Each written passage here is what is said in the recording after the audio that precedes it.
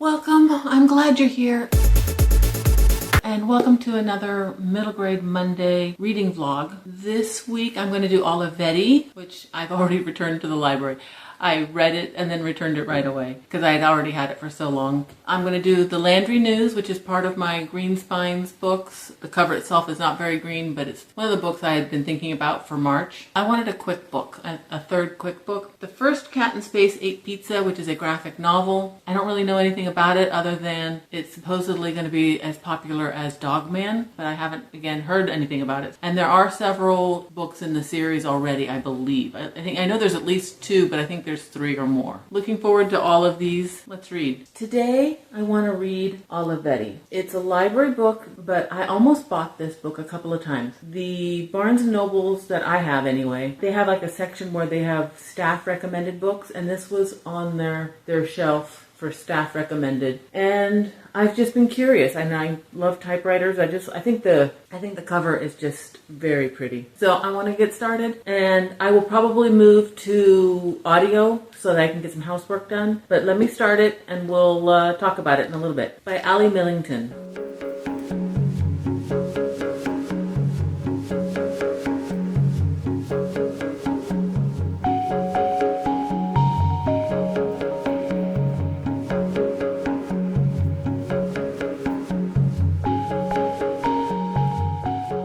So I'm only on page 10, but it's super cute. We're starting off with an introduction from Olivetti about the fact that he is the typewriter. It says the same thing in the very beginning as it says in the back. It's quite possible you've never spoken to a typewriter before. This is not your fault. We're introduced to the family, and they are all a copper-colored family with eyes as rich as ink. I liked that description. I thought that was really cute. There's 4 kids. Our main character is Olivetti. Oh, it's a dual POV. Ernest has an older brother and an older sister and a younger brother. And then there's Olivetti. I already know that the mom, Beatrice, is going to go missing, but we're getting a little history at first. And it's super cute. Oh, yeah, and he doesn't like books or laptops, Olivetti. Oh, and that Ernest has always got his dictionary in hand. That's the only book that he seems to read is the dictionary, which is also, I think, in the description. So I'm going to continue.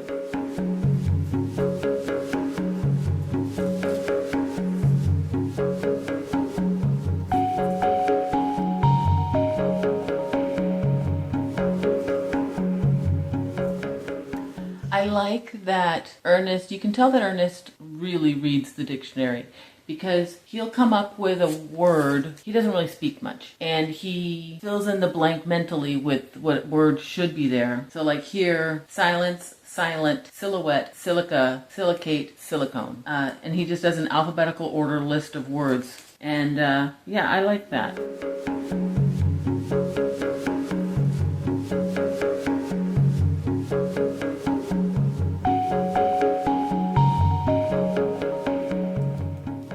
I'm on chapter 17, and Ernest has just learned that Olivetti can type, which I'm not giving anything away because that's in the description. It's their number one. It's a typewriter's number 1 code that you don't reveal, that you store the memories inside them somewhere. It's super cute, but I'm going to try and get some stuff done, and so I'm going to put on the audiobook. And I will check in with you. It's not a long book, and I can't really say anything else that's coming up, I think. Some of the stuff that I think has already happened I can't say. So I'll check with you when I'm done. But right now, I'm really liking it. I think it's cute.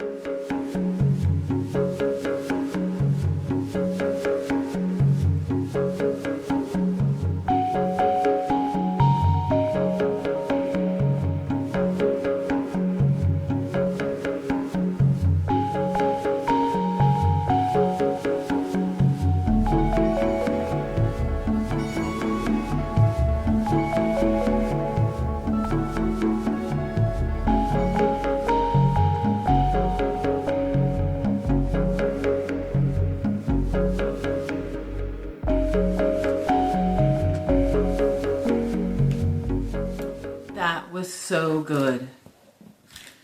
That was so good.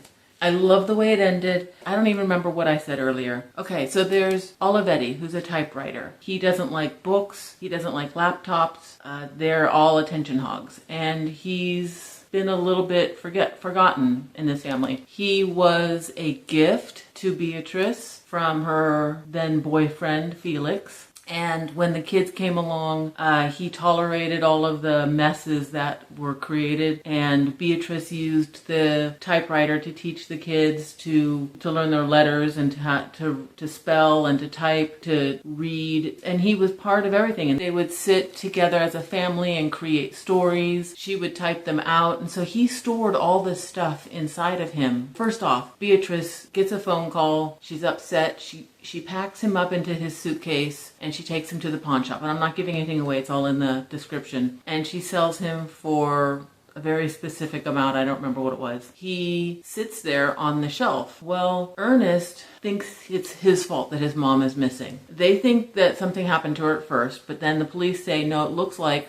she left on her own accord. Well, now Ernest is blaming himself because he didn't speak to his mom for a week, because he has issues. He's supposed to go see a new therapist and he didn't want to go. The family squabbles, which is all normal stuff. Sounds like the older brother and sister are in high school. He's the only one that's in middle school, and he's got a younger brother who's in elementary. He makes a friend, which is very unusual for him. He's very used to not talking to anybody. So anyway, when the mom drops Olivetti off at the pawn shop, sells him to the pawn shop, Ernest goes in and he's alone in the shop with Olivetti, and he types in, "I'm sorry, it's all my fault," and Olivetti reveals himself and types back, "No, it wasn't your fault," and that's how everything gets started. And I don't want to say anything beyond that because I don't want to give anything away, but it was so sweet. I can see why this is a favorite. I do highly recommend it. I gave it 4.25, but I might bump it up to 4.5.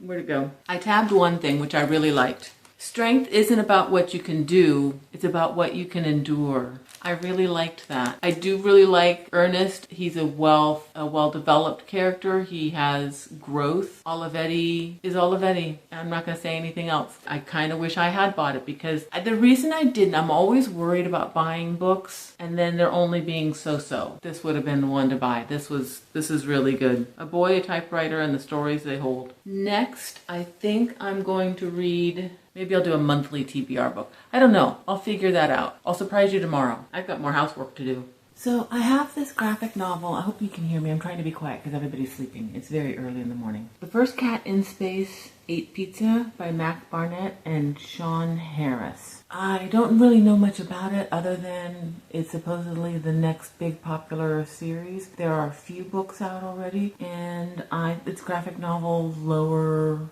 probably third grade interest level kind of thing. And I'm going to curl up under my blanket and give it a try.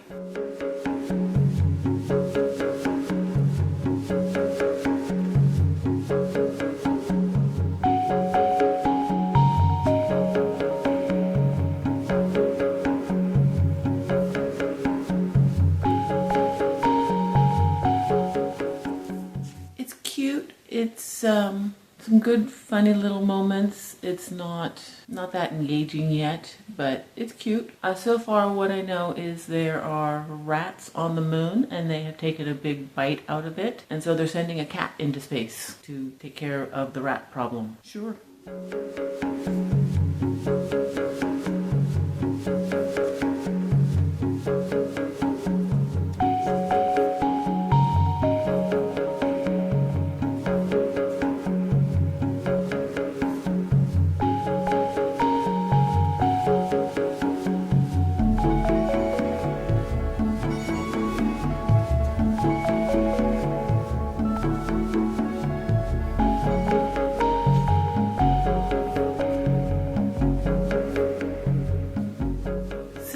I hope I'm in frame. Again, sorry for trying to be so quiet, but everybody's sleeping. I am on page 140, 141, 142, somewhere in there. And I don't think I'm going to keep going. I'm like halfway. There are little sequences of action, but nothing is really truly happening. There's no progress with the story. There's no character development. I don't know. It's very simplistic. It's not even that much slapstick. The beginning is very cute and some funny elements. The best thing I can say about it is that we're halfway through and the cat has tried to eat pizza a couple of times and still hasn't. So he still hasn't eaten pizza in space. So it has high ratings. It has like a 4.3-ish. So clearly I'm in the minority. It's not worth my time. I am not going to continue. So I think I'm going to read Landry News by Andrew Clements. This is one of my Green Spine books. Again, I hope I'm in frame. Yeah, I'm going to start this. Sorry for the backlight, but I need some daylight. This isn't really bright enough. I'm going to start the Landry News by Andrew Clements. Oh, it's illustrated by Brian Selznick.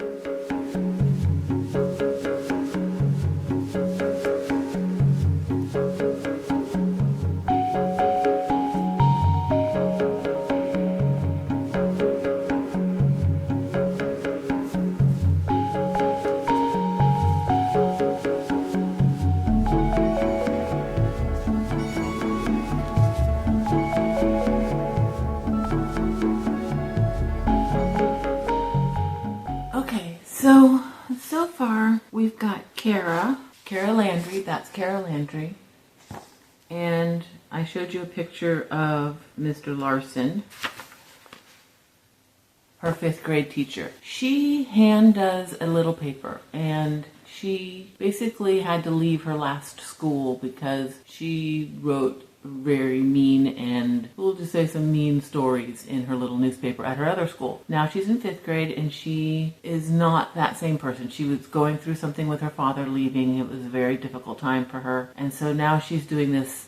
This is her first paper at this new school. The bottom part is her editorial where she talks about Mr. Larson, and Mr. Larson doesn't really teach his class. The kids go to one class in the morning. They go for like science and math and that kind of stuff. And then they go to Mr. Larson for the afternoon where they do language arts and social studies. Only he sits there and he reads his newspaper. He does not teach. Zero teaching at all, basically. And he is not a favorite teacher of many of the other teachers or of the principal. Basically, Kara writes in her editorial that if his salary, which was $39,000 something, were given to the students, they would each get $9 a day every day. And she said that would certainly make learning more fun.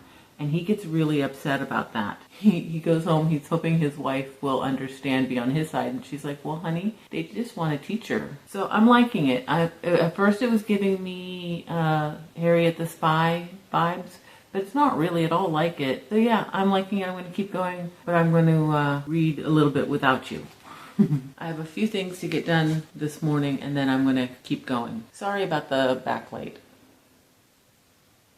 It's actually been a couple days, and I have been reading this a little bit here and there. Been busy. But in the meantime, I started the Whisperwicks, Labyrinth of Lost and Found. I was hoping to get through it. I was listening to it. I thought, well, I'll just start it slow and then speed up. But it's involved, and I want to get it. So as you can see, I'm not even 20% in. So I want to really get more out of it. So I don't want to rush it. So did not finish this, but so far I'm liking it. I don't love it yet, but it's all very introductory. There's no info dump or anything. It's just world building, essentially. So just starting on this one. This might take me a while, but I am nearly done with Landry News, and so let's finish this up.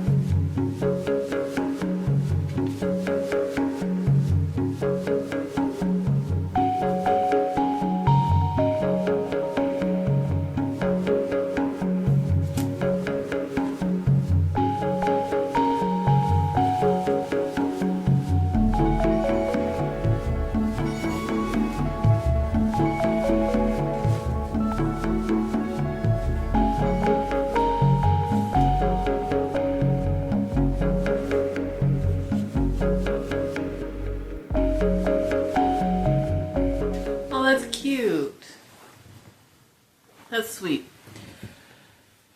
So, as I said before, Kara, when she was in 4th grade, she was in a different school, and her parents were going through a divorce. She started a newspaper, just handwritten. She would make columns and fancy lettering and all that for the title. It wasn't always the nicest stuff that she said, and she had lots of issues with the teachers and the students and the principal at her other school. So she switched schools. She's new to this school. It starts off explaining how anybody who's been in that school, they always send letters to the principal saying now they do not want Mr. Larson because Mr. Larson doesn't teach. Kids have sciences and math and that kind of stuff in the morning, or these kids, this class. And they have Mr. Larson in the afternoon for language arts and social studies. He's burnt out. When he sees Kara's first newspaper that she does at this school, and he sees the editorial where it's talking about why pay him all that money when he's not even going to be teaching, and they teach themselves, they should get paid. It kind of sparks something in him, and she's really nervous. She's prepared an apology letter, but the next time that they meet on Monday, because she puts the newspaper out on Friday, and on Monday, he's kind of got a spark to him, and he actually teaches a segment on something. And she recognizes that that's him acknowledging her truth. And it kind of grows from there, and then more kids get involved in the newspaper, and they start printing it, and it's coming out of his budget. The principal does not like Mr. Larson because he doesn't teach. So the principal is looking for any excuse to get rid of him. And he's hoping that this paper is going to be the catalyst. And it's very cute. It's very short. I really like that the chapter headings are I don't want to do one at the end. I really like that the chapter headings kind of headline type style, a little bit of newspaper style. I think that's super cute. Yeah, I recommend this. I don't know that I want to keep this copy, but I also don't know who's going to want this copy because it's a little bit beat up. So maybe I will just keep it. But it's very sweet. I think definitely 4 stars, maybe 4 1/4. Sorry I don't have Olivetti. Highly recommend it. Absolutely loved it. Same with Landry News. I really think that Andrew Clement's books are really good. I haven't decided whether I will keep it. This is a very beat up copy. Little bit disappointed in the first Cat in Space ate pizza, but not overly surprised. I'm not the target audience. Again, and I'm also a minority. It has a 4.3 rating, somewhere along those lines anyway. There just wasn't enough substance to it for my standards. The Whisperwicks, Labyrinth of the Lost and Found, Book 1 by Jordan Lees. I'm going to keep going with this. I want to physically read it. I want to make sure I'm really getting it. At least in the beginning, I was listening to all of this, and I probably need to go back and just double check some of the stuff. So it'll take me some time, but I definitely want to keep going with it. This is also a highly rated book. Thank you for hanging out with me. I really appreciate it, and I'll see you next time. Bye.